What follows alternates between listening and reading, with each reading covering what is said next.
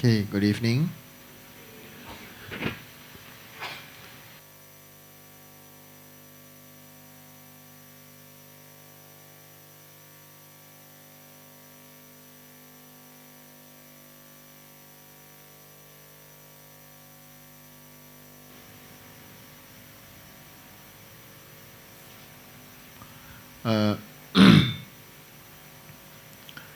Uh, so today I'm going to talk about uh, some common obscurations and some common obstacles that we face in our daily life and that we face in our practice. And so I'm going to give a little bit of talk about them and uh, and also what are their likely causes and also what are the likely methods of purifying them. Uh, this is not to say that after you listen to this talk and then after you listen and then after that you think that all your problems are going to go away. And there are two ways of there are basically two types of problems. One is known as the external problem, and the other one is known as the internal problem. Uh, so external problems are problems that are dependent on the external environment. For example, things that you cannot, uh, we may not, things that we are not able to control. For example, maybe if a process of war or who works in the office. This is something that is not something that we cannot control and then we cannot choose. So this we can generally categorize them as categorize them as external. And what is internal problem is something that we can choose. That it may be whether we want to see it as a problem or not. But nonetheless, I give you some classic example. Somebody wrote a letter to me after I didn't want to see this person. Okay? And so in this letter, the person asked many questions. Like, after I came to see you, and then things got better. Then after that, problems started to come into my life. I want to know why did such problems come to me? Why of all people me? And why did this kind of things happen to me? And maybe two bad things in a month. Why did it come to me and stuff like that? These are answers that need not be. These are questions that need not be answered. Right? Because these are questions that people ask when they are looking for answers to their problems. And these are the worst type of questions to ask and be asked, because you cannot possibly give a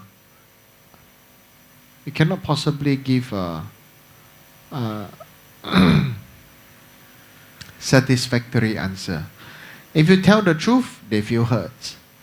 If you want to tell them what they want to hear, then it's not the truth. So it is very difficult. So sometimes it's better to to keep quiet and to ignore these kind of questions. So basically, when I talk about these problems, what I mean is that we ourselves should also reflect upon ourselves. When you say you have problems, what kind of problems are you talking about? Are these problems likening to be like such a petty problems? Why like this? Why every time like this? Why don't you listen? Why you never do like this? Why this thing happen? Why you are like this? Why this? My guru says is the market problem. He said this is a market problem or market. At that time I asked him, what do you mean by market problem? He says the people who live around the marketplace would face these kind of problems because they don't have the wisdom, they don't cultivate the wisdom or a deeper sense of vision into a particular aspect and manifestation. So if you focus and study correctly, then such questions that people ask, they are actually more like complaints, blaming, complaining, and justifying. So if again, then we have to we need to relook at ourselves. Whether the question that we are asking, is it based on a blaming, justifying, and complaining? So what is the best method to check whether what we are doing is right or beneficial or not?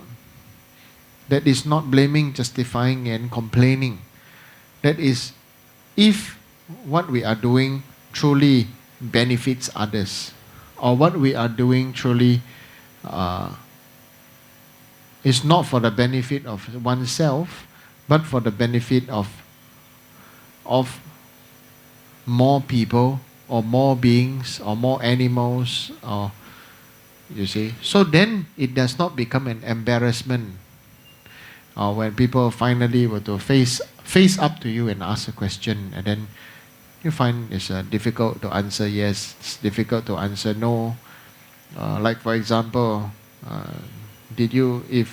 for example, somebody I said don't eat dinner, and I said, wow, don't eat dinner, but 10 chicken wings, noodles, and many things. So that's called not eating dinner. But anyway, that's called having fun.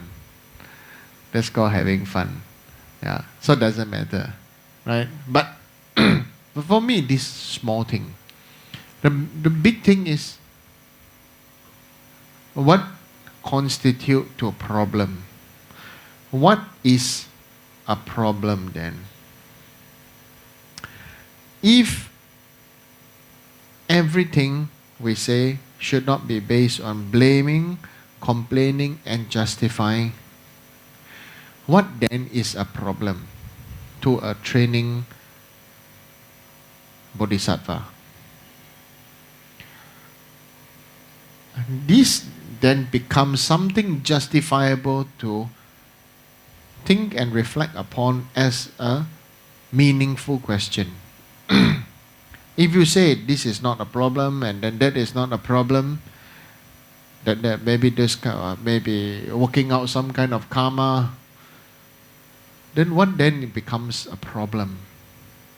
Generally speaking, a problem is when certain issue or certain obscuration creates a situation where we cannot, or we have a continual mental frustration towards one's own guru, towards the refuge, one's refuge and tantric masters,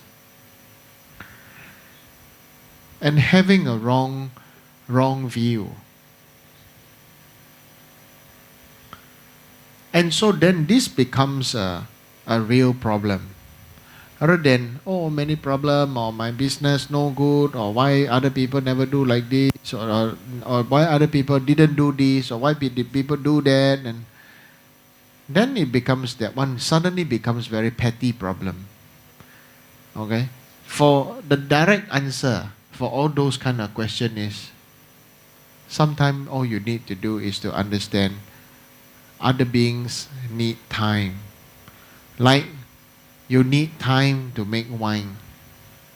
From grape juice to become wine. We need time to make from rice to become rice wine. So time is a very important factor. Time, experience, maturity, okay, is something that with time we will gain and experience ourselves. So this is something very important. Now, the earlier questions, how do we solve them? How do we solve them? The first thing is we should not try to be in a situation where we need to solve them. Okay? The first thing is we should not put ourselves within the situation where we need to solve them.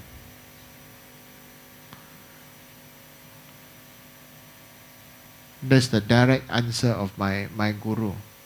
Where other people have a wrong view, when other people have this and that, then we regroup and support and talk and to give light. Give prayer, give light, and request for blessings and certain things to be done. But what then is the prevention? And so this prevention is also part of the healing process. This is known as the practice of one of the practice. This one, the main practice, is called the practice of Doje Namjom. Okay, the Vajravidarana, and so is I did print out some and bless them. And so this picture, on the main, you should place this picture, is you try to put in a bedroom or near your bed head, or if you want you can put in your bathroom where you bathe. Okay? So the main thing now is how to do this practice. How to do this practice. Some people are harmed by nagas. Maybe people are harmed by nagas, or harmed by certain spirits, or harmed by certain classes of demons or something like that. Then they have all different kinds of obscuration. So there is a difference between an obscuration and an obstacle. Obstacle, you need to try to overcome them yourself, because obstacle is known as the path of experience. Okay? Obstacle is known as the path of experience. Obscuration is cannot see properly. Okay? Obstacle, maybe if you walk on a path and there are many stones, or maybe there's some broken glass, and so by experience you know you don't want to get your feet cut. Right? But obscuration, if you cannot see, you don't even know what is on the ground. So somebody asked me, what is the difference between obstacle and obscuration? So today this is my answer. And so, pacifying your obstacle will not make you a spiritual person. It will make you, it will just let you continue to become a young person. A young, spiritually young and immature person. Our main purpose of our practice is to become spiritually mature and experienced. And with a sincere practice, bringing such an experience and the imprint to our next life. So, obstacles should be seen as something as like a gymnastics or maybe playground. Okay, for those who have a negative mind, it becomes gymnastic. Wow, so difficult, have to do this and that. But for those who have experience and have overcome, it becomes a playground. You understand? You don't understand? You understand? Yeah. Like a young child, very, very young child who goes to the the playground, wow, becomes so big thing to climb up and down and slide down and this and that. It's so big, so difficult. Parents or caregivers are holding and looking after the child. And as the child grows up, becomes super. It just goes in and play. It becomes from an obstacle to play. Similarly, what means by dakas and dakinis? Kandro, kandroma. It means we have overcome the obscuration of view and overcome the obstacles, and then it becomes play. It becomes play. Okay? We know this is the obstacle, but the obstacle only is an obstacle when you are smaller than the problem. Like the playground didn't grow bigger. The playground maintained its size, but the child grew bigger. The child's mind grew bigger, stronger, and everything, isn't it? So similarly, we have to overcome our own obstacle and overcome our own fear. What means dakas dakini, kandroma? Okay. It means, number one, overcoming the delusion of fear, and also to be able to play in the space known as the space of in-between, so-called dancing in the space of emptiness. Okay? It's like maybe first time we go inside the forest and we don't know the road well. Then you are very careful and this and that. But you are used to it, you just walk past, or you know, over here there's this tree, over there there's this wild dog, or over there there's some animals there, and there are some snakes here, and no problem, you know your way and this and that. The animals also know you and you also know them. So everybody, what do we want? We want peace. What is peace according to us? What is peace according to the modern world is very different. The peace according to the modern world means to conquer and to occupy. Whoever have this ownership of this land or this place, then and can secure the space, then that is known as peace. But in our Buddhist practice, what is peace? It's peace to know that we are all there and we can coexist by accepting each other being there, respecting each other's differences. For example, when our temple was in the Bukit Timah Nature Reserve, right? I know there's the snake there. Every time I go there, I know there's a snake there. The snake also look at me, I also look at the snake. Yeah. But after a while, sort of like the snake knows me and I know the snake. The snake never attack and I also don't disturb. We just walk over a bit, then over 20 steps, there's a big spider. Right? And over there's the big spider. Every time I pass by, I look at the spider, and the spiders and the spider web there. Every time I just go and just recite some mantras and blow at the web. Later on, as you walk down, then there are some herbal trees or some this and that. Then there's some other wild animals here and there. In the beginning, afraid. Slowly, you get used to it. Slowly, you get used to it. After a while, there's an acceptance. And then there's a preparation, just in case. That's all. But what we say peace is we have to accept them in our world. Okay? We just need to accept them. Not fight them.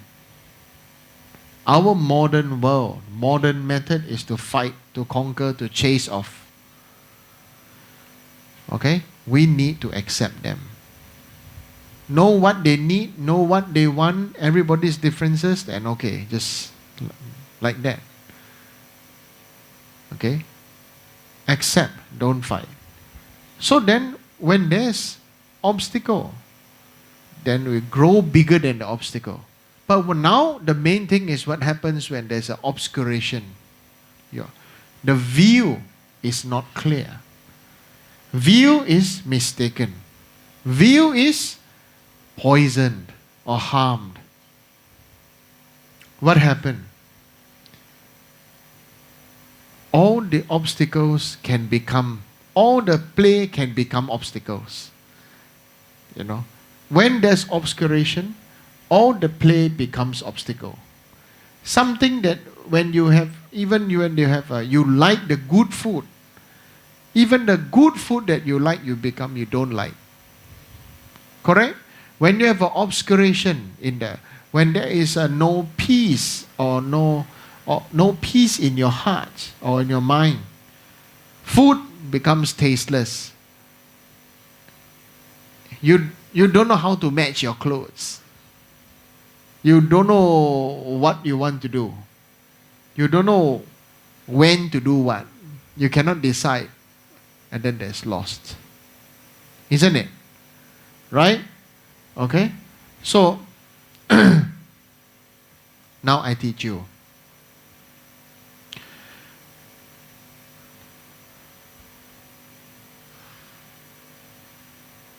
So first, maybe I give this transmission, and then maybe we can recite later. Nama Chenda, Nama Chenda, Benja Kroda, Hulu Hulu, Tishta Tishta, Benda Benda, Hana Hana, Amrite Hompe. Okay, so this is the mantra. So the main thing is this Doji Namjom. You need to visualize. You invite him. You arise as your deity, or if you have obscuration, then you just need to, basically you just call out to him and he comes. Okay, he's seated on the lotus and the moon disk. Okay, and this color is same like green Tara. Right? Also one face, two arm. Okay, so then 3 eyes. Okay, hand posture, everything same like Vajrasattva. Okay, now except that on his right hand, instead of holding a single Vajra, is holding a cross Vajra. Okay, and left hand is holding a bell. Now why is he green in color? Because green represents wind. Okay, wind is the softest thing, right? It's the softest, isn't it? But wind is the one that can also bring the greatest harm. Okay? If the wind are too strong, even trees don't grow. Okay? So If a place is windy, then even the trees don't grow. So when we say, so this deity, they're having this wind, representing wind, okay, and the purification of the wind, that's obscuration. You recite this mantra every day when you bathe. Okay? When you bathe, you recite this mantra. And from his heart comes out green or white color light or nectar that comes from it, and then it flows down into your shower head. Okay? And you bathe. Okay, while reciting this mantra. Okay? You can help people with this mantra. You see people got problem, got a lot of obstacle and this, sometimes the forehead maybe appearing a little bit darkened, and maybe they have maybe have a dark eye ring, or if you feel they have a bad or dark aura, You take this kusha grass,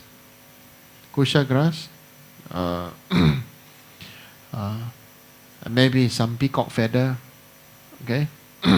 Then there is this, you can recite on not everybody has the vase thing. So what you do is that you just have a glass of water, and then you just use your prayer bead, put over the glass, and you recite this mantra. Many times. Recite. And then this deity dissolves into the water. And then you take this water, you take this kusha grass, and then you sprinkle on that person. Sprinkle on that person. If there's no water, then you take this kusha grass, even there's no peacock feathers, okay, and you just you recite this mantra. It's like in the mudra of like sweeping or brushing away. Okay, let's say Joanne got sickness, this sickness, this problem, and mind, or maybe they see spirits or see ghosts or somebody bad dreams. Okay, bad dream is also known as a harm or obscuration, nightmares, seeing, dreaming of dead people, dreaming of ghosts, spirits, and everything, dead animals coming back alive, and so you recite this mantra, Om like this. You recite many times, just like this, cleaning like this. Okay.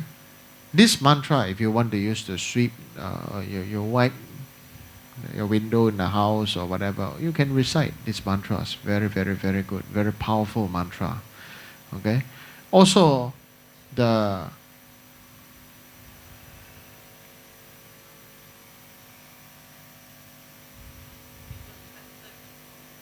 oh yeah. So. Also, if you have some flowers, okay, you can recite this mantra on the flowers and people can go and bathe. Okay, recite this mantra on the flowers and people can go and bathe. So this is a very, very powerful, very, very important mantra. If a person has fever, or being sick or having a lot of ulcers, recite this mantra onto the water, okay, many times, and then after let the person hold it in the mouth. Okay, if the person can swallow as blessing, but if the person is the purpose of purification, okay, then you can spit the water out, take the water and bring outside. There's one ritual where we will take this water with this mantra and then we will bathe you. Okay? Bathe you, and then after that, I'll put this water in your mouth, and then you're supposed to spit this water out okay, onto an effigy of you. So take your clothes and put there. Then after that, then we'll say, oh, this is all the good things part of you. Your, okay, all the good things, all the jewels, all the everything and stuff like that. Then after that, it becomes something very precious and delicious to the harm givers. They, maybe they want to cause you harm, or they want to eat you, or whatever they want. So then you have to visualize, and after that you take this one out, and there's some mantras, this ritual, and then you bring out to some place. So those beings who originally causing you harm, then they will take that as a present. You understand? And become a present. So, so this is a very, very special mantra. Very, very special mantra, very, very special practice. Yeah. Please keep this mantra in mind. Right? You never know when you're going to need it. Okay? So that's why we say have obscuration there. So this one is like the eye medicine that cures or the skillful doctor who has outgrown the obstacles and now being able to remove the obscuration of view. Okay, so this mantra can even purify. This mantra together, Vajrasattva mantra. Vajrasattva is white, it's a purification and pacification. This one is wind, right? Fast. There's the purification of having the wrong view. View is very, very, very important. View. Your view means the choice, your choice of how you want to see things. For example,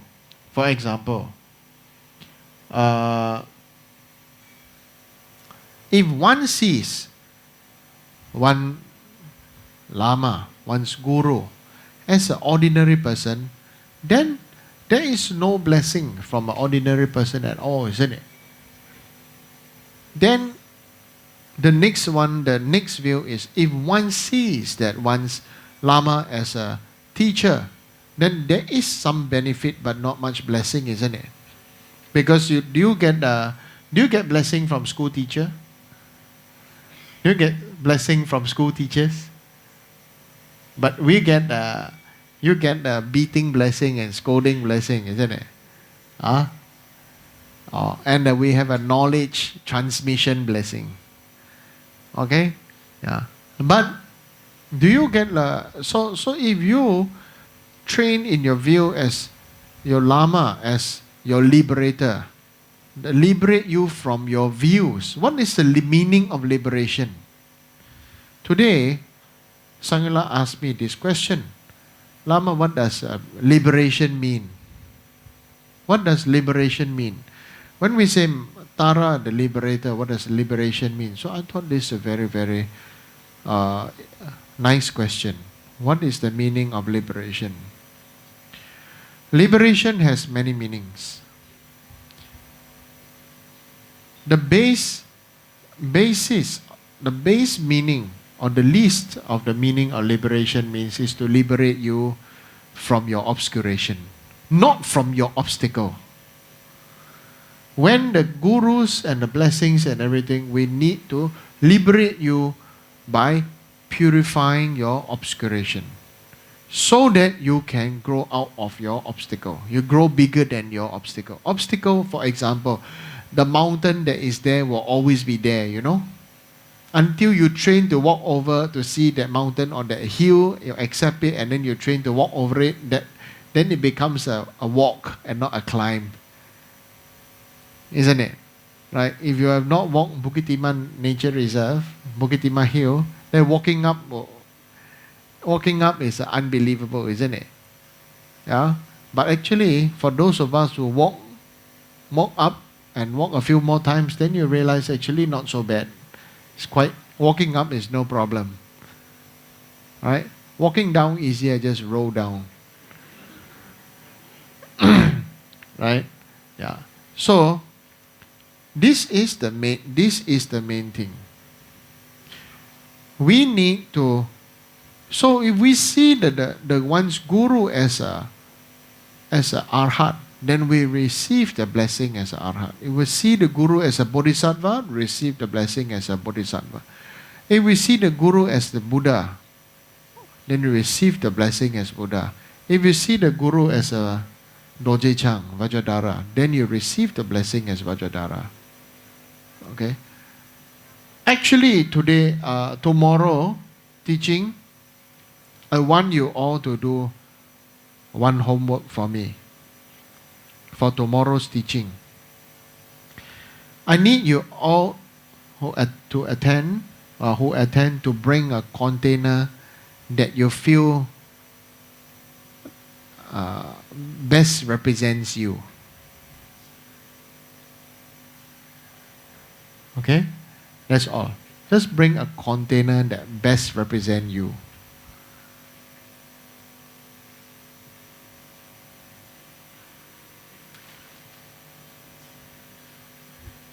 Can? Hello?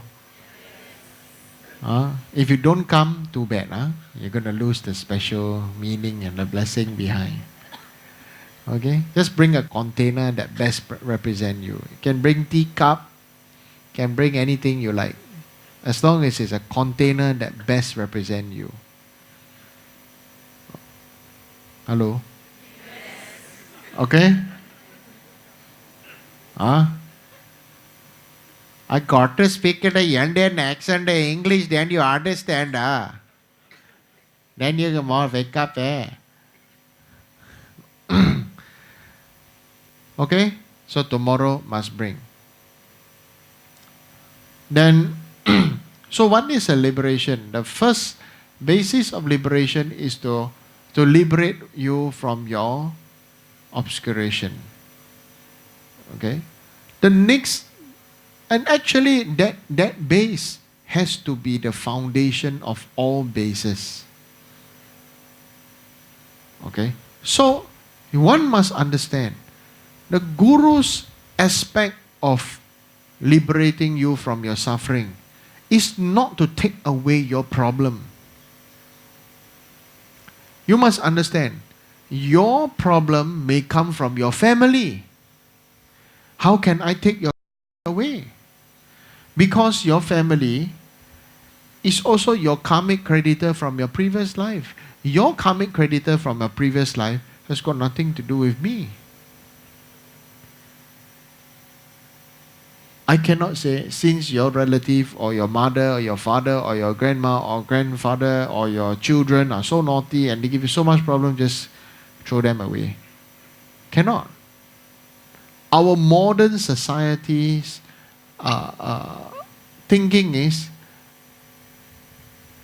if you cannot fix it, throw it away. That's why now people like to change jobs. They keep on changing and changing and changing and want to run away, want to this and that, and you cannot run away. That thing always be there. Because your obstacle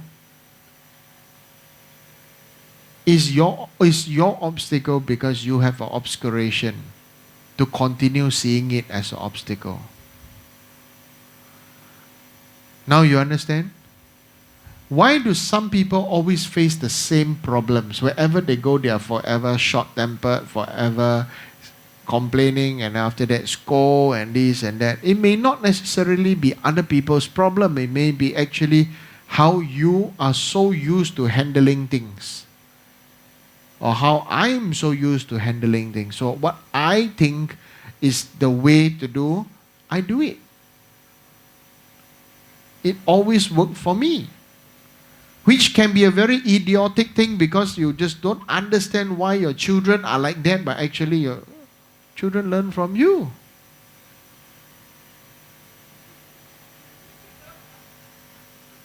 Right? So if your children don't learn from you, learn from who? Okay? So some people are complaining, oh, my son is so naughty, or so this, so that, then, or My daughter is like this and like that. I don't know why I don't like to study this and that. And the standard thing I would say is, were you much worse off when you were a child? Okay, because it will come back. Because if you have a very naughty son, you must have been a very naughty son yourself. Right? If you have a very naughty daughter, or cheeky or whatever, you must have been like that yourself too. Okay? So don't blame the children, don't this, don't that, because right, even how your dog is how your dog is, the funny thing is, how one person see themselves, they will see that they want their dog to look like that too. You know that? You don't know. I've seen people got this kind of hairstyle and then like that. Then they keep poodle and also the poodle like that, So the owner and the poodle both have the same hairstyle and they walk and they look very dainty and they feel it's very elegant. First time my guru and me saw that, we look at each other and after the person walked past, we laugh until we cry. Yeah. This is really called laughing until we cry. Don't know the human look like the dog or the dog look like the human. Really, even the facial expression and everything is similar. Okay, similar. You don't believe me? You go internet and see. Okay, yeah. Maybe you try typing people and dog look alike.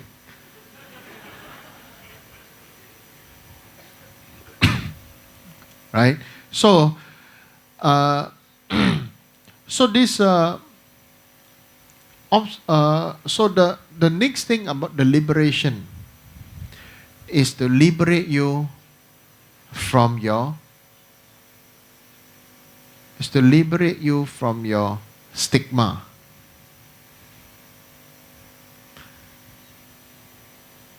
Your guru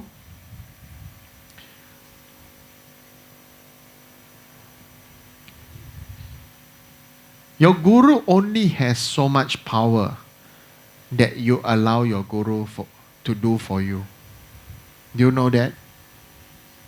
Do you know that? Hello? You don't know, right? Now that I tell you, then you know, right? Your guru his blessings can only work for you. How much his blessing and prayer can work for you depends on how much you allow him to. Do you know? You don't know. Now I tell you, okay? Yeah. Do you want to know how it works? You want to know how it works? Very simple, huh? Okay? I think I tell you how it works, then you understand. Actually,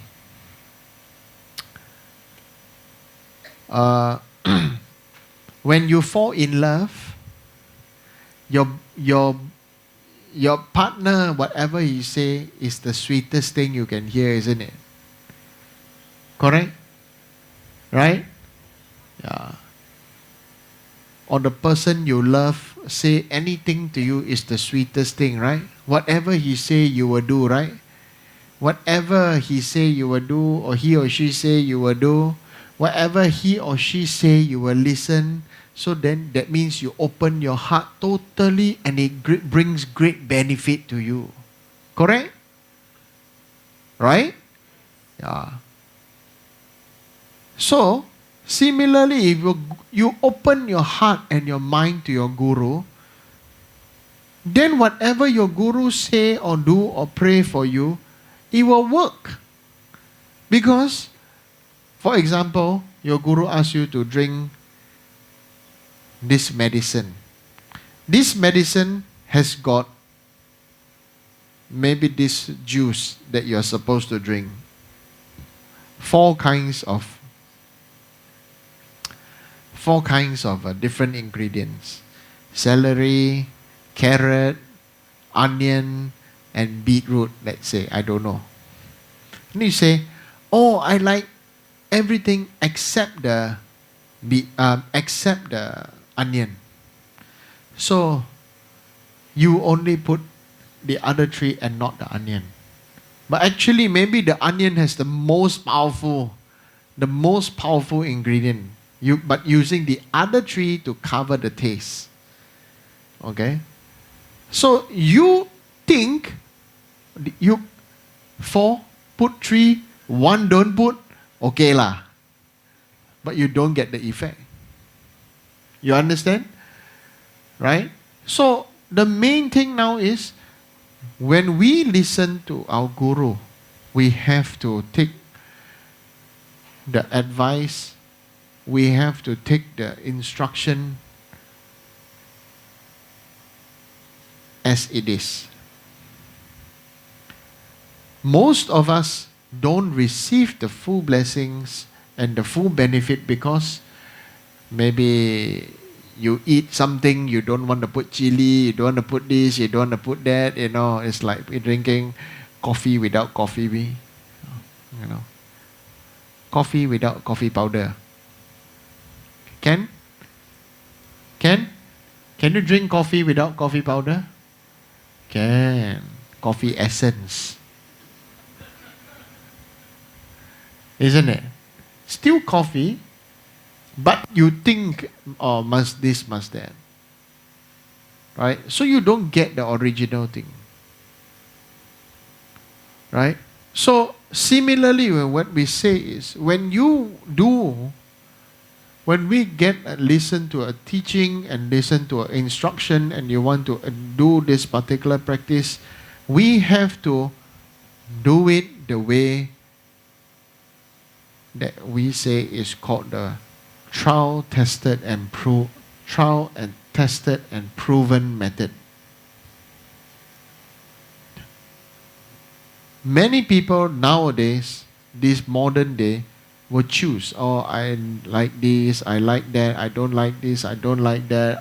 This why they say modern time, modern style, individualism. Look at today's world. What individualism has caused the world to be? To be selfish, to become uncaring, and the worst thing, to only love money. Okay? To only love money. How many of you feel that to be a spiritual person you need to be poor? But many people believe to be a spiritual person you need to be poor, right? Correct? And rich people are not spiritual people. Okay? I want to tell you, it is wrong. It is wrong. You want to know why? You want to know why? You really want to know? You see, you look at Mother Tara. Does she look poor?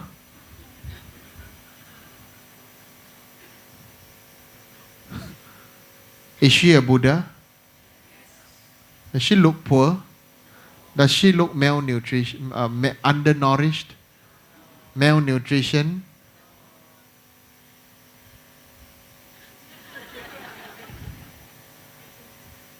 Okay? Don't have the idea that to be a spiritual person you need to be poor. It's because many spiritual people are poor. So they think that spiritual people equates to being poor. Okay? Did His Holiness and the Karmapa and the high reincarnate lamas, do they live in palaces? They live in palaces? Yes, they live in palaces. Okay? But it's not the ordinary palace. It is the celestial palace. Does this temple look like a palace? Then the lamas will be, and the Buddhas, they all live in palace. Why? because our mind is greater than the palace. And in your world and in your mind, the palace is the highest and the greatest thing. Correct? So we have become constrained to be living in your best of your capability that is known as the palace temple. But really, palace temple, everything is only very small. You understand? It's only very small. You think the palace temple is very great? To you, yeah, palace, is very great. It's unbelievable. Right? Because you don't have the imagination or the merits or everything to think what can be even greater than that. Correct? Yeah. But now your merits are not bad. All of you can practice black magic now. All of you practice black magic, Do you know that? Do you know that? No? You press something there's light. You press something there's no light. Huh? You're holding some lifeless thing all the time. And when you press there's light, you press and there's no light, and you are talking to nobody. Right? You're talking to nobody, right? Right?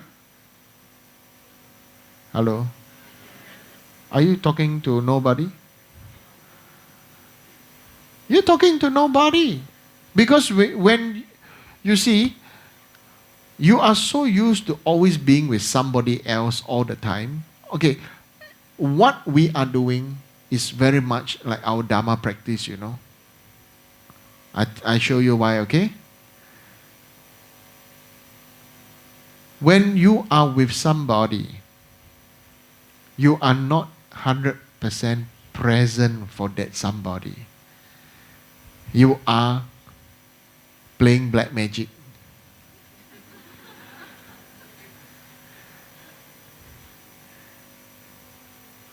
You are talking to ghosts. Excuse me. There you go, and you talk to nobody. And your hand talk and stuff. You're crazy.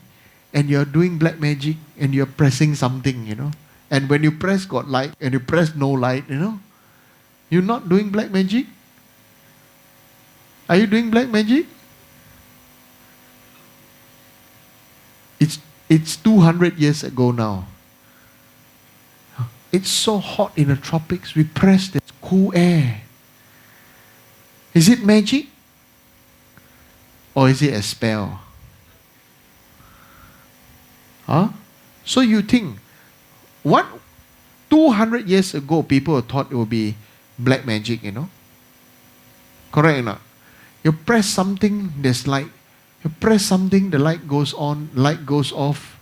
You hold something, then there's light, and you're talking to nobody. Now you understand what I'm saying? Right?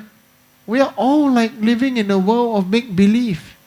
And so, in the past, we would not think that we'll be able to talk to somebody across the world with some black magic. Isn't it? That's the telephone black magic, or satellite and stuff like that, or electricity. Okay? But right now, your life is little bit like the gods, like clairvoyance. You're not sure, don't know? Press Dr. G, right? Ask Google, right? Right? Sangula taught me this. Anything you don't know, Lama, ask Google. Yeah. Ask. Always ask and always find out. Right? It's like the gods. Anything don't know, they meditate and they get clairvoyance. You understand? This is how it actually is. Right? You can send, last time fax, now called email, right? And now you got Wi-Fi, right? Right. Last time people don't have that. They go and ask the mountain sages people meditate in the mountain, this and that. Actually, now you go to meditate, go look for those old sage, they meditate in the mountain, ask him question, he look at you and okay, now you have to turn around and pray faster. He press your he got clairvoyant, faster take out his computer, go type. Then, oh, okay, you can turn around now.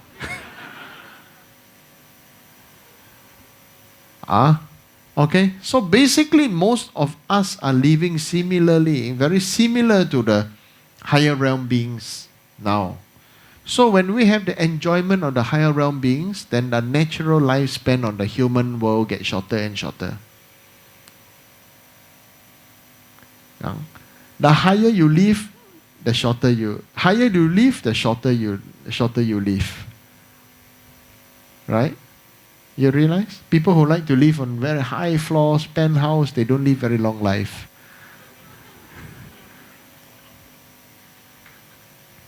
I'm just joking. Who knows? Right? Okay? So, you think about what I say. Okay? So, liberation, 解脱, okay, also has another meaning. That means to liberate you from your... actually, the word is still obscuration, or maybe your darkness. Liberate you from your darkness. To bring light. Okay? Liberate you from you living in your cycle of darkness or cycle of habit. Say, some people will always say, oh, I have things to do, I got to clear this, I got many things to clear, I got to clearing, forever clearing, you know. You know why? You want to know why? Do you want to know why?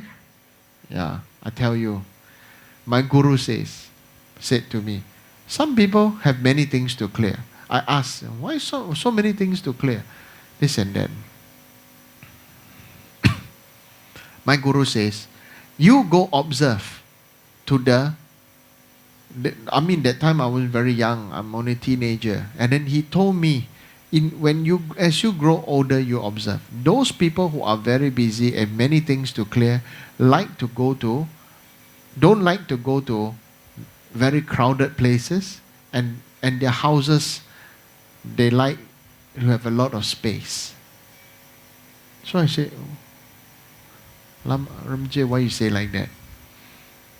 Okay? And now they say, okay, it's either a physical, it can either be a physical or a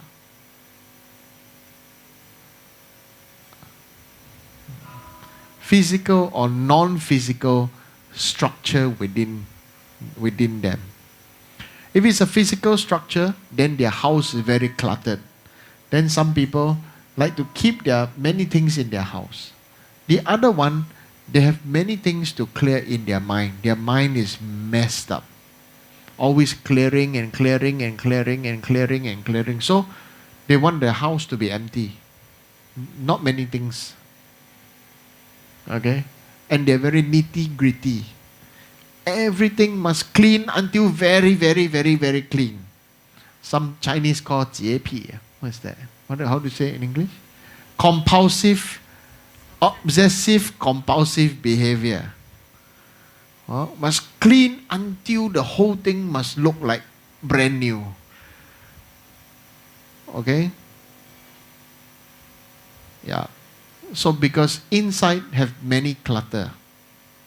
Have so much clutter. But when I was young, of course I don't understand what my guru meant. But my guru said, as you grow up, you observe and remember what I say, and you see, and then you will know. So that's why I say, the moment I go to your house, I know everything about you. Okay? The moment I go to your house, I know everything about you.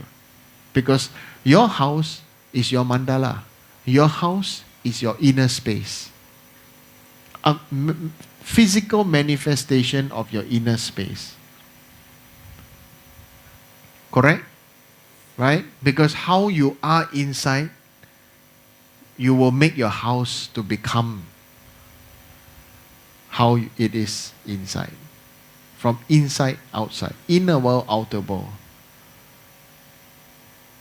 Okay? So, liberation. The greatest liberation is known as the liberation of samsara. To be free from the cycle of birth and death. But I cannot, and our gurus cannot liberate us from the cycle of birth and death.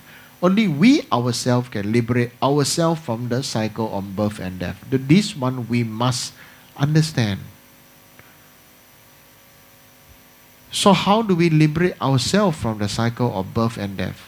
This is something very important. How do we do that? By opening our heart. Opening our hearts. Not only to the Guru. Okay? The thing is, many people think that only open the heart to the Guru. It's wrong. It's the greatest mistake. Do you think then the Buddha will open his heart only to his Guru? Do you feel the Buddha should only open his heart to his Guru? Right? You will only be free from your suffering when your heart can put more other people in. Why are some people very happily married and some people are not happily married? You want to know why? You want to know why? Why are some people happily living in a community but some people are not happy whether living alone or in a community? You want to know why? Okay? It is the same. It is the how big their heart can be. And whether they can put other beings in their heart or in their world. Or Buddhists, we like to use the term mandala, your own world, your own pure land. Because your land is pure to you. That's why we say your pure land. Right? Your ideas, your this, your that is pure to you. May not be pure to others, but pure to you. So your pure land. How your pure land can it fit more of other beings inside is very important. How your pure land how you make your pure land to be big and allow yourself to put the other beings to be inside. So for ordinary beings, they only put their spouse to be inside. Then maybe those who love children will put the children inside. Okay? And then maybe if they love their spouse's family, they put the spouse's family inside. Slowly, when we say open up your body, speech and mind and offering to the Guru, it's not offer all your house or offer your car to your Guru or everything, but offer what you enjoy to your Gurus, to the Buddhas, Bodhisattvas. So if you enjoy putting up makeup, and I was saying to, I can't remember who I said to.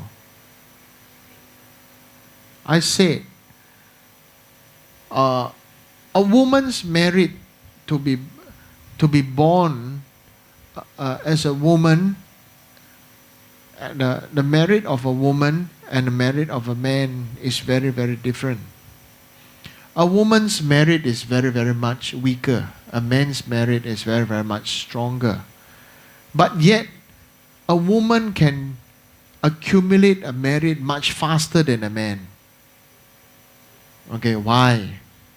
Why? You want to know why? You want to know why? This is very important. Because a woman, okay, can, from young,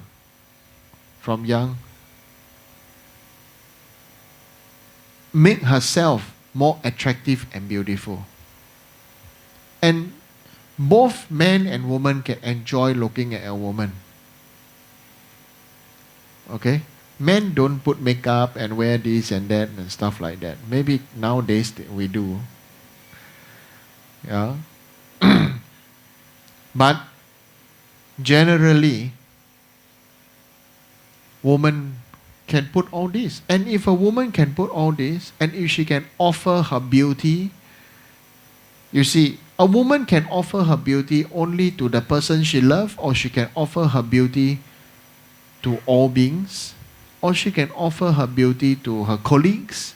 That means she only wear and dress up nicely when she goes to work. Okay? Or to her bosses. Or a woman can just really enjoy her body, enjoy her beauty and everything. And that itself, if it can make some being happy, can make all beings happy. The woman can adorn themselves, or men too. Okay, men and women can adorn themselves and make themselves, their body as a temple, and offer to all the Buddhas and Bodhisattvas.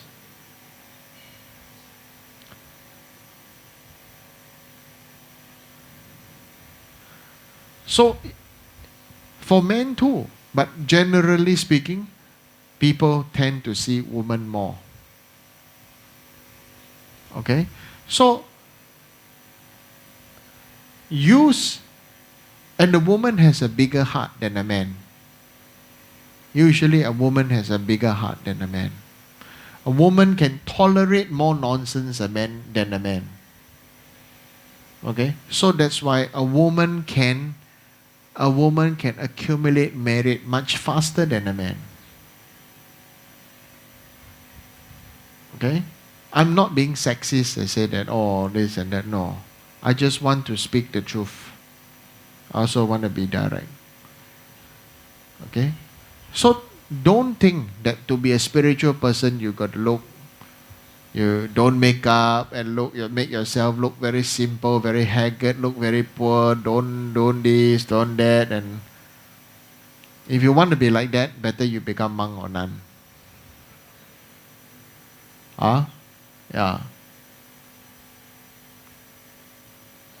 Your offering to others, for example, morning, if you go out of the door, go out of your house the same as looking like when you wake up and look into the mirror, better you become monk or nun.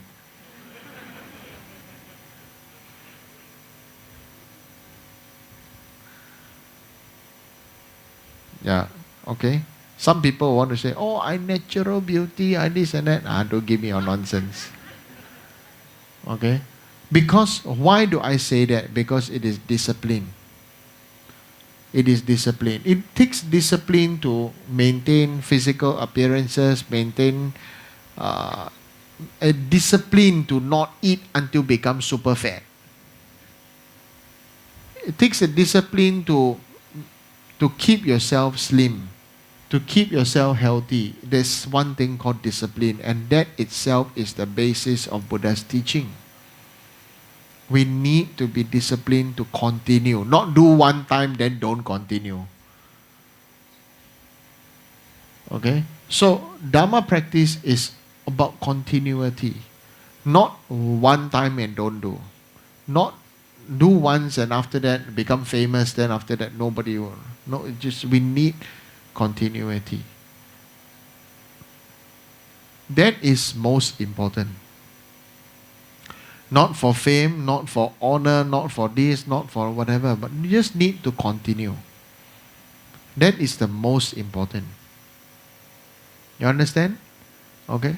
So, today's teaching on how to use this Doje Namjom mantra, okay, is very important. Okay? Yeah. It helps you to clear your obscuration. Okay? And deep obscurations. This has the power to destroy deep obscurations, to smash those deep obscurations, those hard lenses that you have, into dust. Okay, if you wear spectacles but then it's all thick and foggy, you know. So we need to destroy that. We need to clean that. You understand? Okay? So, uh, do this practice, memorize this mantra, do this practice. Yeah, it will be of a great benefit for you. Put also in your, maybe near your bed, or if you just memorize before you sleep, also recite this mantra. Yeah. There are many mantras to recite, different. Some people ask me, oh, so many mantras, recite all one shot. Then the whole day I just recite mantra. Actually, I tell you a truth. Okay? You know what I do? I memorize them all. And then what do you do? When a particular need you come, it's like, do you eat Panadol every day to prevent headache? You don't, right? But you know Panadol or maybe some medicine that can cure headache, right? Or cure the symptom of headache, right? Okay? So you know, and this, that. So you must know, you must memorize, you must try. Try and try. Reciting this mantra will also free you from the heavy obscuration of not being able to memorize. Okay? Yeah. Memorize the mantras, some mantras. Memorize mantra better than memorize past bad memory, You know, we remember experiences. We remember, wow, last time you said this to me, I remember, I tell you, the day I die, next life also I remember. Wow, some people say that. Then the next life they become ghosts. Then all goes together, very good, continue. Okay? So, memorize mantra is the best. The rest of the thing, be a forgetful person. Okay? Be a forgetful person. Because when you are a forgetful person, you're a happier person since you cannot remember many things. Every day is a new day.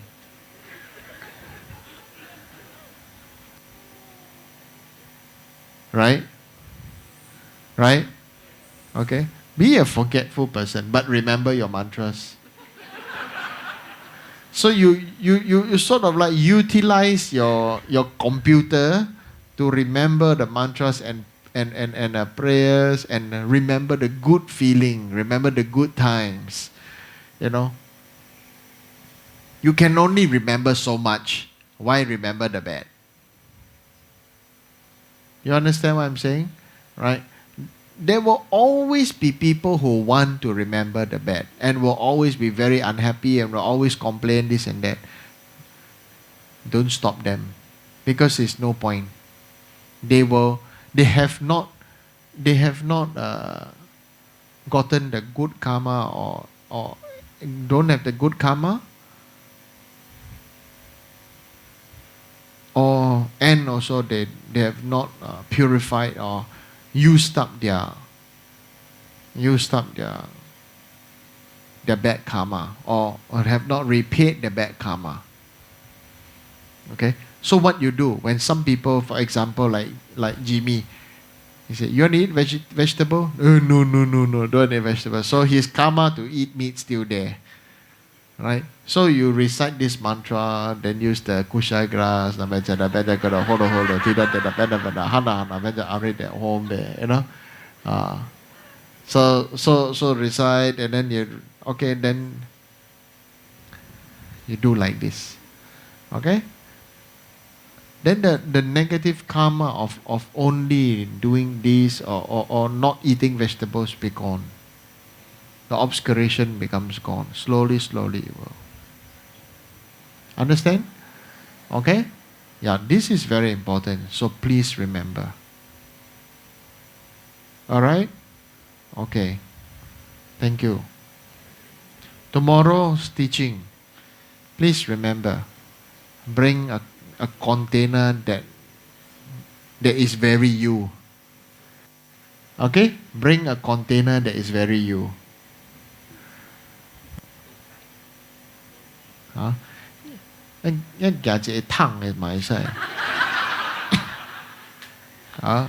Okay, for tomorrow night's teaching. Yeah. So,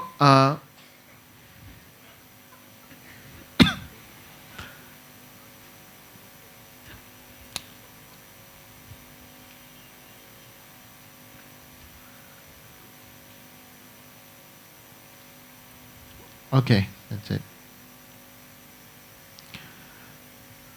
Oma hong, oma hong, oma hong. This ground anointed with perfume, bestrewn with flowers. Mount Meru, the four lands, the sun and the moon. Vast great lands, free.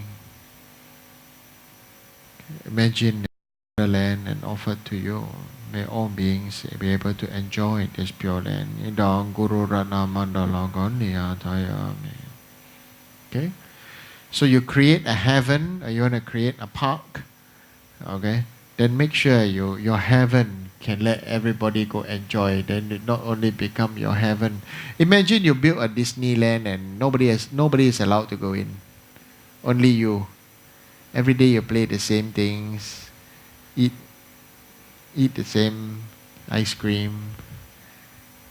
Your Disneyland is your pure land, or something like that. Quite sad, isn't it? Huh? Is the aircon colder? Huh? Oh yeah, then I totally rejoice. Because we finally found the root cause of it. Why the aircon wasn't cold. Anyway, maybe just...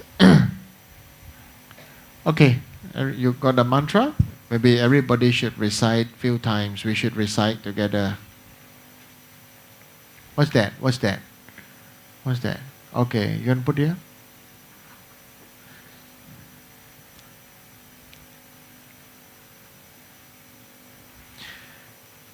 Why I want you all to learn to recite and this and that is because I've done it many times.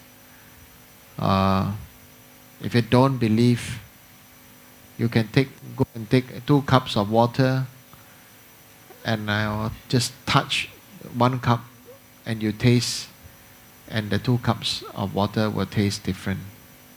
I just need to touch the cup, just touch. Even if I don't touch, I just point, the taste of the water will change, or the texture of the water will change.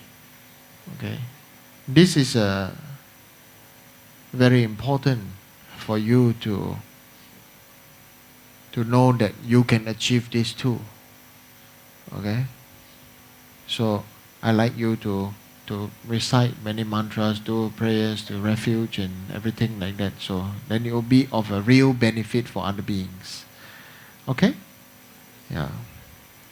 Nama chenda benja kroda holo holo tita tita benda benda hana hana amrede hombe names chenda benja kroda holo holo tita tita benja hana names chenda benja kroda holo holo tita tita benda benda hana hana amrede hombe names chenda benja kroda holo holo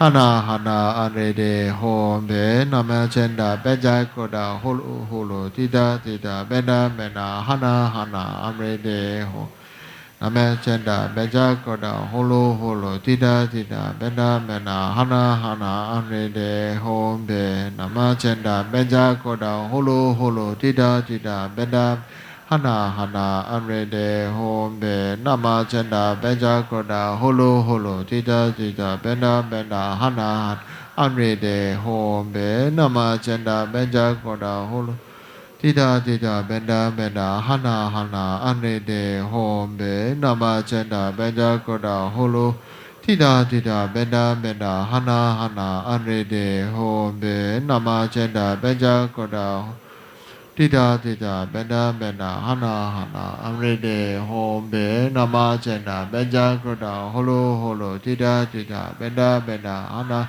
amrede hombe nama chenda benja kroda holo holo tita tita benda benda hana hana amrede ho nama chenda benja kroda holo holo tita tita benda benda hana hana amrede hombe nama chenda benja kroda holo Tita tita benda benda hana hana anrede hombe nama sena benja kroda holo holo tita benda benda hana hana anrede hombe nama sena benja kroda holo holo tita tita benda hana ho be namasena beja koda holo holo tita tita benda benda hana hana arede ho namasena beja koda holo holo tita tita benda benda hana hana arede ho be namasena beja holo holo tita tita benda benda hana hana